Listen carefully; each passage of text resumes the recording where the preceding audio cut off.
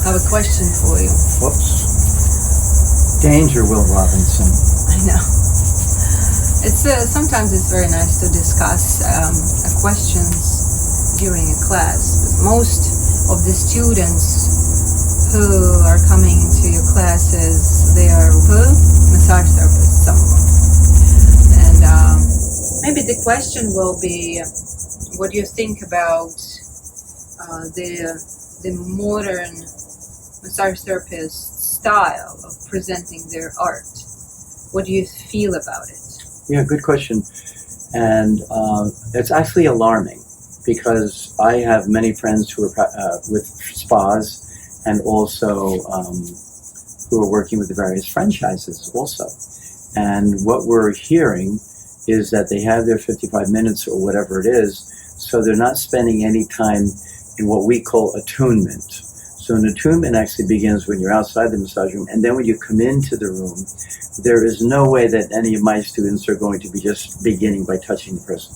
They're going to spend a little bit of time in traditional tantric standing position, which has, several aspects to it, including internalizing your awareness, engaging your bandha, finding your inner drishti between your eyebrows.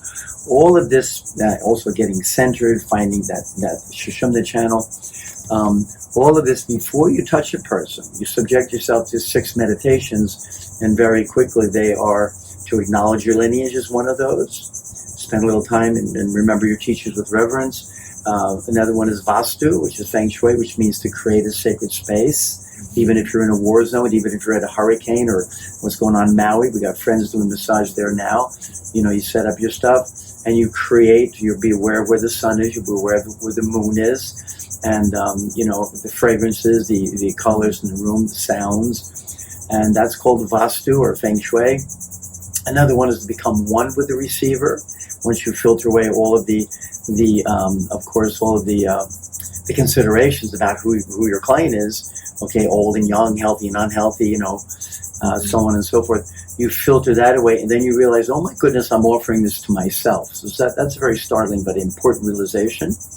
And another one, meditation, and they only require a thought. This is all before you touch a person, is Sankalpa. Sankalpa means to resolve the session or to see it as in its completion. See the person refreshed, rejuvenated, restored, healed, all of that. And and then the next meditation would be to sanctify your inner voice. You don't want to come into the session listening to your drunken monkey, your mind. You really want to replace that activity with a positive affirmation, a prayer, or a mantra, being silently repeated as if you're listening to a cosmic choir. And then the 6th meditation is be prepared to perform your art. There are 10,000 ways of getting lazy in any art, but when you're performing it, when you're pulling in your chin and you're rolling back your shoulders, when you're bringing some awareness into your lower back, when you're engaging your perineal area, now you're being really present. And why all of this? Because the receiver deserves it. People are choosing massage even over psychiatry and surgery. They have a wrestling match. Should I go from my shoulder to a surgeon, or how about if I try dance, or how about if I try acupuncture? So the folk arts are being flooded with a lot of interest today.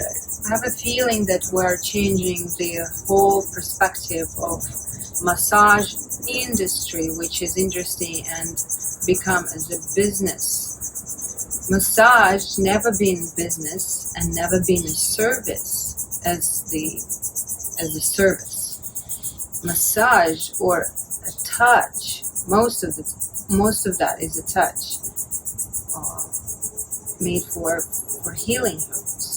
So what do we try to not change, because we're too small to change things, but at least to share with people and students in the classes that we're not doing service. We're making a beautiful space. We're creating a space for the receiver to heal themselves.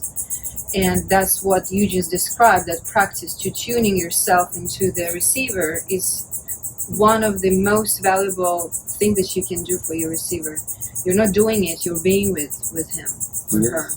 So that's the purpose of changing the cellular memory, just to be with a person sometimes. And this is very important because it's one of the way to restore the connection with each other, the connection of unverbal communication. Yeah, nonverbal. And it's very important to experience being with the person, and as Saraphi mentioned, not doing anything. Okay, so we are providing the massage industry, when done correctly now, okay, is providing something very valuable, and that's called security.